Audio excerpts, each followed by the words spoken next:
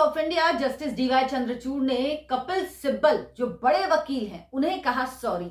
लेकिन कपिल सिब्बल को सीजेआई की कही गई ये सॉरी किस तरह से आजम खान और आजम खान के बाद अखिलेश यादव के दिल पर तीर की तरह लगी और उनके जो मंसूबे थे उन पर पानी फिर गया।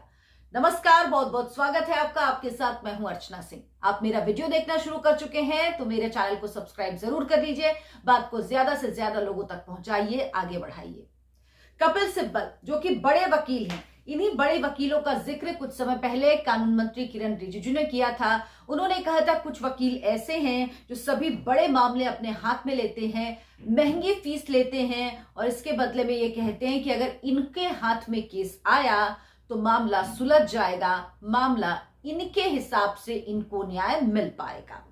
इसी तरह से कपिल सिब्बल जो बड़े वकील हैं, आजम खान के एक मामले में सुप्रीम कोर्ट में पेश हुए। आजम खान की तरफ से याचिका लगाई गई कि जितने भी मामले उत्तर प्रदेश में चल रहे हैं उनके खिलाफ वो सारे मामले उत्तर प्रदेश के बाहर ट्रांसफर कर दिए जाएं, क्योंकि उत्तर प्रदेश में सरकार, योगी सरकार पर आरोप लगाया उन्होंने कि सरकार के होते हुए मामलों की निष्पक्ष सुनवाई नहीं हो सकती। ये आधार याचिका में दिया गया था। इसके बाद सुप्रीम कोर्ट में इस मामले की सुनवाई शुरू हुई। सुप्रीम कोर्ट ने कहा, जस्टिस डीवाई चंद्रचूड़ इस मामले की सुनवाई कर रहे थे, उन्होंने कहा कि हम आपको हाई कोर्ट जाने की इजाजत देते हैं, केस दूसरे जिले में आप स्थानांतरित करवा लीजिए, लेकिन केस को ट्रांसफर करने की बात समझ से परे है, इसकी कोई जरूरत नहीं है। उन्होंने कहा सॉरी, कोई और ठोस वजह लाइए, इस केस को ट्रांसफर करने के लिए कोई और ठोस वजह लाइए, ये सीजेआई की तरफ से कहा गया कपिल सिब्बल को। कपिल सिब्बल ने कहा कि जिला स्थानांतरित करने से बात नहीं बनेगी, क्योंकि जज की बात नहीं है, किसी एक जज का सवाल नहीं है, बल्कि ये बात सरकार की है। यानी न्याय कोर्ट को करना है, न्याय कोर्ट से मिलना है, लेकिन दिक्कत सरकार से है। तो कुल मिला के ये पूरा मामला राजनीतिक भी था, मतलब कोर्ट में जुड़ा हुआ मामला राजनीतिक मामला इसलिए मैं कह रही हूं क्योंकि अगर आजम खान से जुड़े सारे मामले सुप्रीम कोर्ट ट्रांसफर कर देता किसी और राज्य में, तो एक आधार होता समाजवादी पार्टी के पास, आजम खान के पास, ये कहने का कि सुप्रीम कोर्ट ने उनके मामलों को ट्रांसफर किया, क्योंकि कोर्ट को भी ये लग गया कि भरोसा नहीं है सरकार की निष्पक्षता पर, उन्हें भी भरोसा नहीं है और उन्हें शुबा हुआ, कुछ डाउट हुआ, इसीलिए मामले ट्रांसफर किए गए। लेकिन ऐसा कुछ नहीं हो पाया। अब ये मामला क्या था? ये मामला था, जितनी भी याचिकाएं चल रही हैं आजम खान के खिलाफ, आजम खान की तरफ से याचिका लगाई गई थी कि इन सभी मामलों को बाहर शिफ्ट किया जाए उत्तर प्रदेश के। आजम खान की तरफ से वरिष्ठ वकील कपिल सिब्बल पेश हुए थे। उन्होंने दलील दी कि उत्तर प्रदेश में आजम खान के खिलाफ दर्ज मामलों की निष्पक्ष सुनवाई नहीं हो सकेगी, और इसके प्रमाण में उन्होंने कहा कि जिस केस में सजा होने की वजह से आजम खान को रामपुर सीट से विधायकी छोड़नी पड़ी, क्योंकि उनकी विधायकी भी अभी हाल ही में कुछ दिन पहले चली गई थी, उसमें सेक्शन 482 के तहत अतिरिक्त सबूत पेश किए जाने से संबंधित याचिका हाईकोर्ट में लंबित ही रह गई। यानी आजम खान की तरफ से हाईकोर्ट में याचिका लगाई गई थी कि अभी और सबूत इस मामले में पेश किए जाने, इसलिए फाइनल फैसला इस पर अदालत नहीं सुनाए, लेकिन अदालत ने फैसला सुना दिया और इसी वजह से उनकी विधायकी चली गई। तो सारा दर्द इस विधायकी के जाने का है, क्योंकि ये तरीके होते हैं मामले को खींचने का। आप कहिए अभी और सबूत पेश करना, अभी और गवाह पेश करना, यानी टाइम बाय करते हैं ये लोग, और इसीलिए एक ये भी कारण है कि बरसों बरस केस खींचते रहते हैं। अदालत ने इस दलील को नहीं माना था और उनकी विधायकी चली गई, तो इसको आधार बनाया गया, जो बेसिर पैर की बात थी।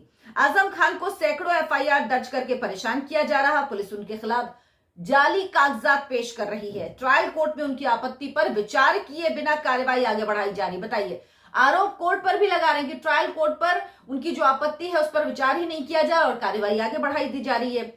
कपिल सिब्बल ने साथ ही ये भी कहा कि वो दलीलों से संतुष्ट नहीं हुआ, कपिल सिब्बल की दलीलों से कोर्ट संतुष्ट नहीं हुए, सीजेआई संतुष्ट नहीं हुए। उन्होंने कहा कि आजम खान को किसी अदालती आदेश से दिक्कत है तो वो ऊंची अदालत में चुनौती दे सकते हैं। अगर आपको लग रहा है कि निचली अदालत में ये फैसला जो आया ठीक नहीं था, तो आप ऊंची अदालत में उसका, दूसरी अदालत में उसको चैलेंज करिए, लेकिन उसके ट्रांसफर मांगना राज्य से ये आधार नहीं बन सकता इस बात का कि आपको लगता है इस मामले में फैसला ठीक नहीं आया। आप उस फैसले को चैलेंज करिए, ये अधिकार आपके पास है।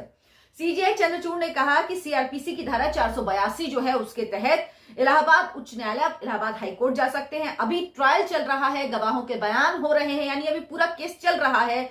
आप इस आदेश को हाई कोर्ट में चुनौती दे सकते हैं, जिस आदेश से आपको दिक्कत है।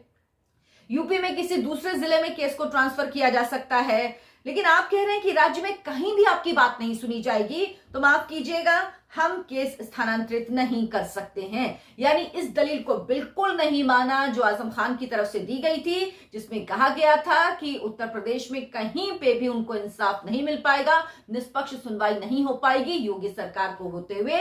तो सुप्रीम कोर्ट ने इन दलीलों को धराशायी कर दिया, किनारे कर दिया और कहा कि कार्यवाही तो उत्तर प्रदेश में ही चलेगी। आपको निचली अदालत से परेशानी है तो आप मामले को ऊपरी अदालत में ले जा सकते हैं, लेकिन आंतरिक मामले को नहीं किया जा सकता।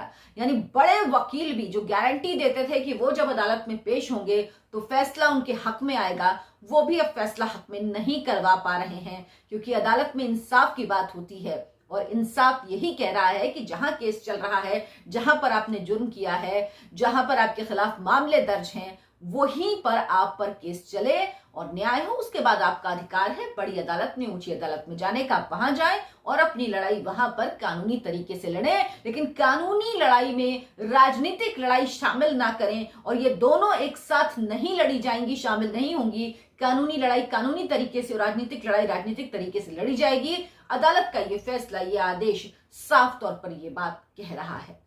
तो अगर आपको मेरा वीडियो पसंद आया हो तो लाइक करें, शेयर करें और मेरे चैनल को सब्सक्राइब जरूर कर लें। नमस्कार।